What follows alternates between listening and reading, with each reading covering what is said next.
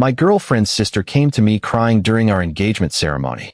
She placed something in my hand and ran away before I could stop her. I even tried to call her back.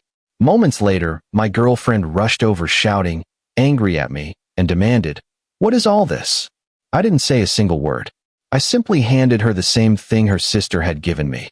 The moment she looked at it, she burst into tears and walked away without saying anything. I'm a 32-year-old civil engineer working on commercial construction projects across the Midwest. My name's not important, but what happened at what was supposed to be the happiest day of my life damn sure is. I've been with Ashley for 4 years, met her at a mutual friend's barbecue, fell hard, did everything right, saved up for a ring, planned the proposal on a weekend trip to the Smoky Mountains, got down on one knee at sunset overlooking the valley. She said yes. Her family loved me. My family loved her. Everything was perfect. Or so I thought. Our engagement party was set for Saturday, September 16th, at Ashley's parents' place. A beautiful property with a sprawling backyard, string lights everywhere, catering from that Italian place downtown everyone raves about. About 70 people showed up. Friends, family, co-workers. I wore the navy suit Ashley picked out. She looked stunning in this cream-colored dress that somehow made her eyes look even brighter. The party started at 5 p.m. By 6:30, I was making my rounds, shaking hands, accepting congratulations, doing that thing where you pretend you're not exhausted from smiling so much. Ashley's younger sister, Brooke, had been helping set up earlier, but I hadn't seen much of her during the actual party. She was 24, worked as a dental hygienist, always seemed sweet but quiet. We'd talked maybe a dozen times in 4 years, always surface-level stuff. Around 7:15, I was near the back porch talking to my buddy Connor about the Packers game when I felt someone grab my arm. Hard. I turned around, and there was Brooke, mascara running down her face, eyes red and swollen like she'd been crying for hours. "I need to talk to you," she whispered, her voice shaking. "Please. Right now." Connor raised his eyebrows, but stepped away. I looked around for Ashley, but didn't see her. "Brooke, what's wrong? Are you okay?" She shook her head violently, pulling me further away from the crowd, toward the side of the house where it was darker, where no one could see us clearly. Her hand was trembling. "I'm so sorry," she said, barely getting the words out between sobs. "I should have told you months ago. I should have said something. But I was scared and I didn't know what to do and—" "Brooke, slow down. What are you talking about?" She reached into the small purse hanging from her shoulder and pulled out her phone. She tapped on it a few times, her hands shaking so badly she almost dropped it. Then she pressed it into my palm and closed my fingers around it. "Just look at the photos," she said. "I'm so sorry. I'm so sorry." And then she turned and ran. Literally ran. Back toward the main party, weaving through groups of people, disappearing into the house. I stood there holding her phone, confused as hell, my heart starting to pound for reasons I didn't understand yet. I looked down at the screen. It was open to the photo gallery. The first image made my stomach drop. It was Ashley, my Ashley, kissing someone. Not just a peck. A full-on, hands in hair, pressed against a wall kind of kiss. The guy's face was partially visible. I didn't recognize him at first. I swiped to the next photo. Same guy. Same day, judging by Ashley's outfit. A yellow sundress I remembered her wearing in July. They were walking together, his arm around her waist. The next photo showed them getting into a car together. The next showed them at what looked like a restaurant, sitting way too close, her hand on his thigh. I swiped faster. More photos. Different days. Different outfits. Weeks of photos. Maybe months. Ashley laughing with this guy. Ashley holding his hand. Ashley coming out of what looked like a hotel.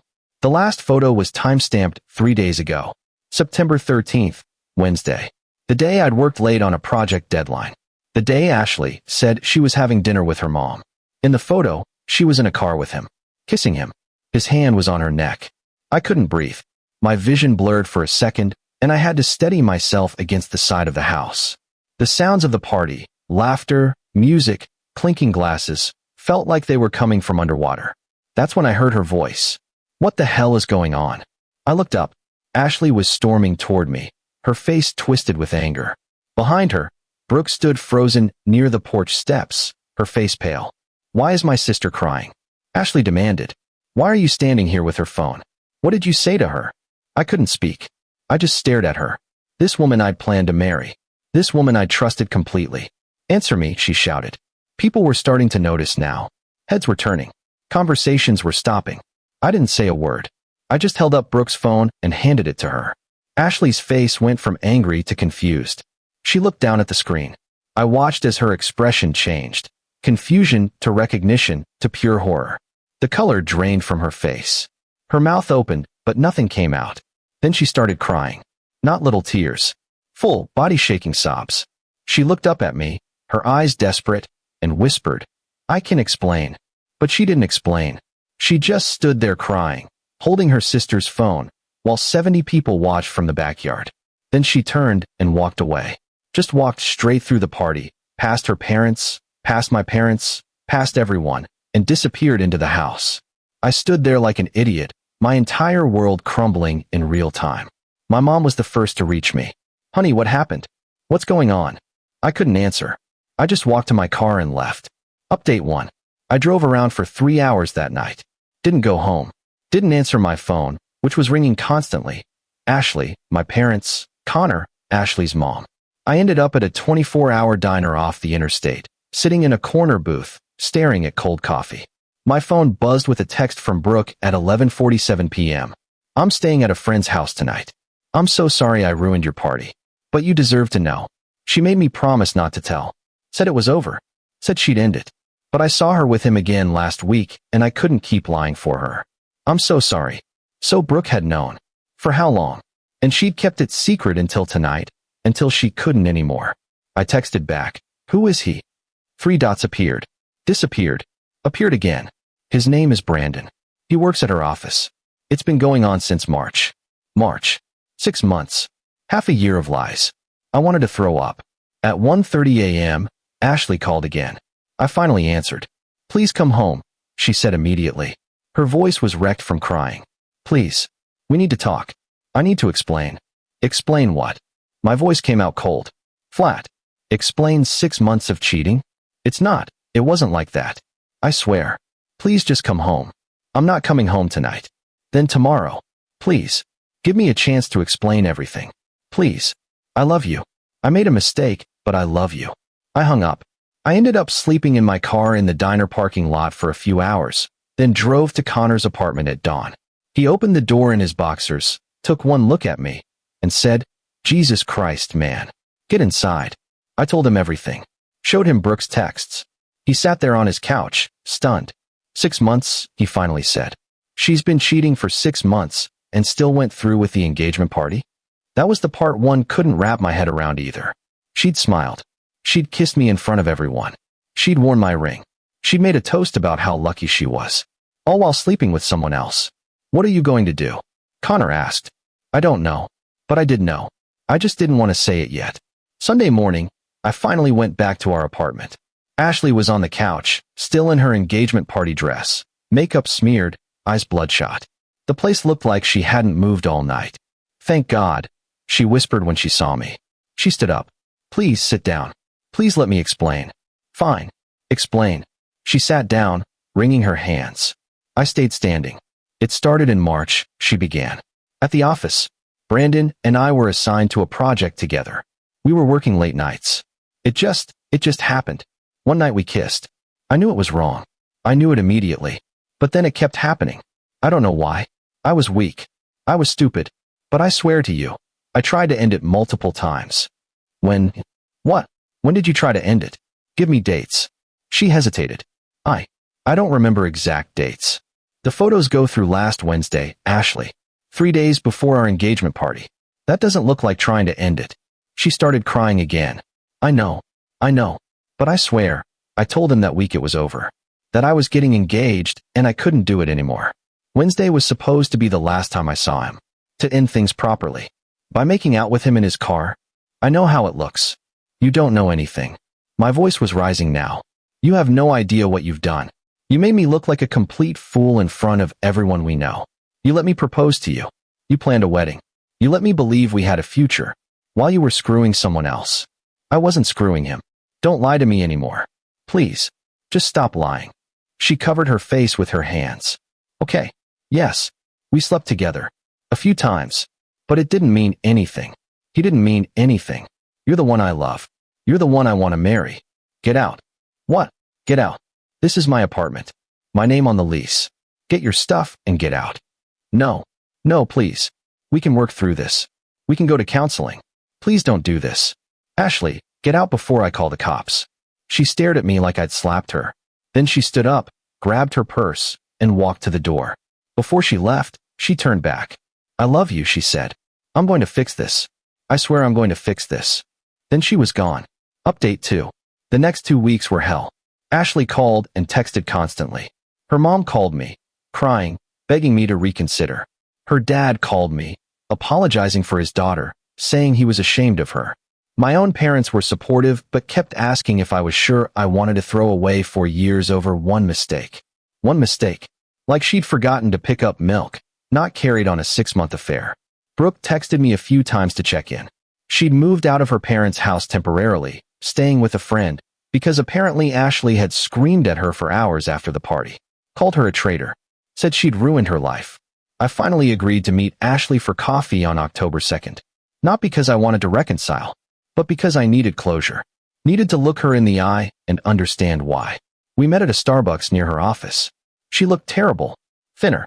Dark circles under her eyes. Hair pulled back in a messy ponytail. Nothing like the confident, put-together woman I'd known. Thank you for meeting me, she said as I sat down. I didn't respond. Just waited. I've been in therapy, she continued. Trying to figure out why I did what I did. My therapist thinks I have commitment issues. That I self-sabotaged because I was scared of marriage.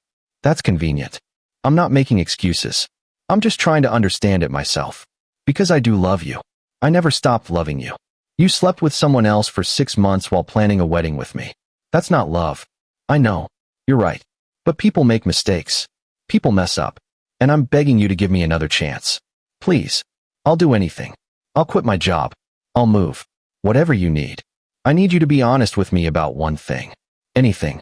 Did you ever actually plan to stop seeing him? Or were you just going to marry me and keep him on the side? She looked down at her coffee. Didn't answer. That's what I thought. I don't know, she finally whispered. I don't know what I was going to do. I was so confused. I loved you, but I also felt something with him. Something exciting. Something new. And I didn't want to give it up. But I also didn't want to lose you. At least she was being honest now. There's something else you should know, I said. I had your ring appraised last week. Turns out the diamond was insured. So I'm returning it and getting my money back. All $12,000. Which I'm using to move. I found a new place. Closer to my job site. I'm leaving this city. Her face crumpled. You're leaving? Yeah. Fresh start. New life. Without you. Please don't. Please. I can't lose you. You already did. The day you kissed him. I stood up to leave. She grabbed my hand. Wait. There's something you should know too. What? Brandon and I, we're not together. He was married. His wife found out about us 2 weeks ago. She kicked him out. He lost his job. He's blaming me for everything. Saying I seduced him. That I ruined his life. I almost laughed. Almost. Good. You deserve each other. I pulled my hand away and walked out. As I got in my car, my phone buzzed. A text from Brooke. My sister just called me screaming. Said you're moving away.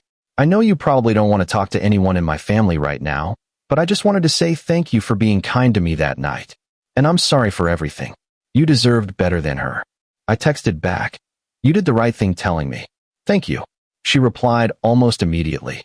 Can I ask you something? Sure. Do you think you'll ever be able to trust anyone again? I stared at that question for a long time. Honestly, I didn't know. Update 3. I moved to a new city in early November. Smaller place, but it was mine. No memories. No ghosts. Work kept me busy.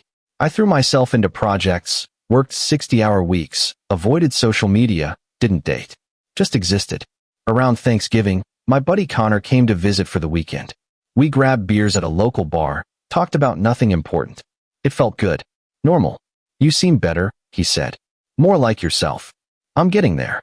Heard through the grapevine that Ashley's been telling people you guys are on a break. That you're coming back after you cool off. I shook my head. She's delusional. Her whole family's apparently a mess. Her parents are still furious with her.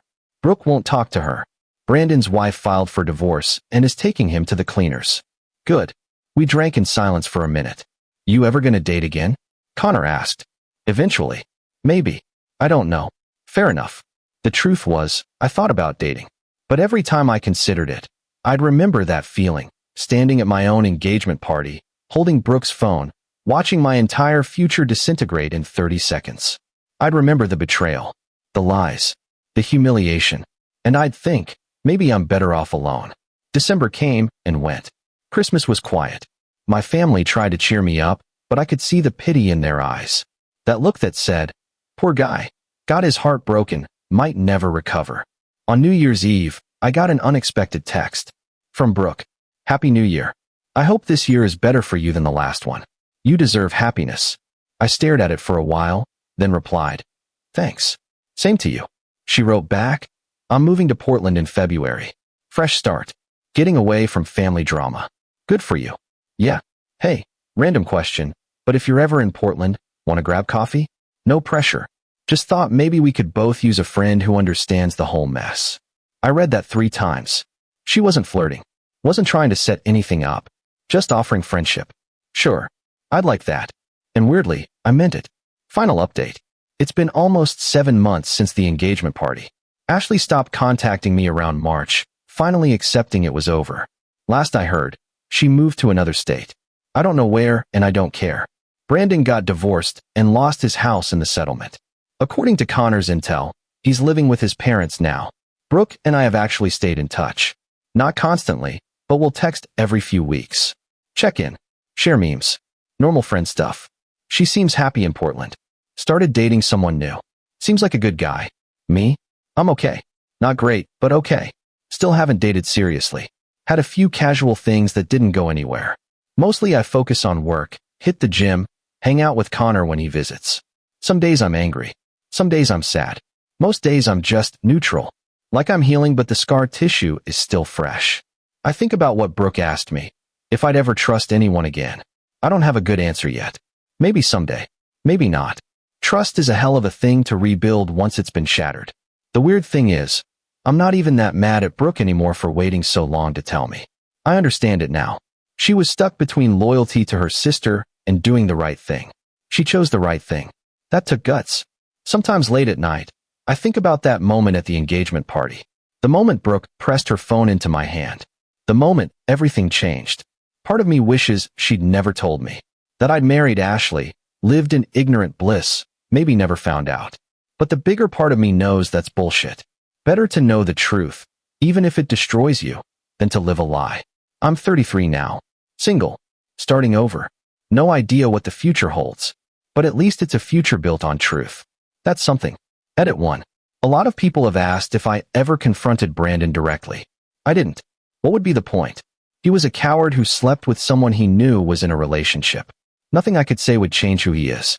I let his divorce and ruined reputation speak for itself. Edit 2. To those asking if Ashley ever apologized beyond that coffee meeting. She sent me a long email in February. I didn't read it. Deleted it immediately. Whatever she had to say, I didn't need to hear it. Some apologies come too late. Edit 3. Someone asked if I regret proposing to her at all.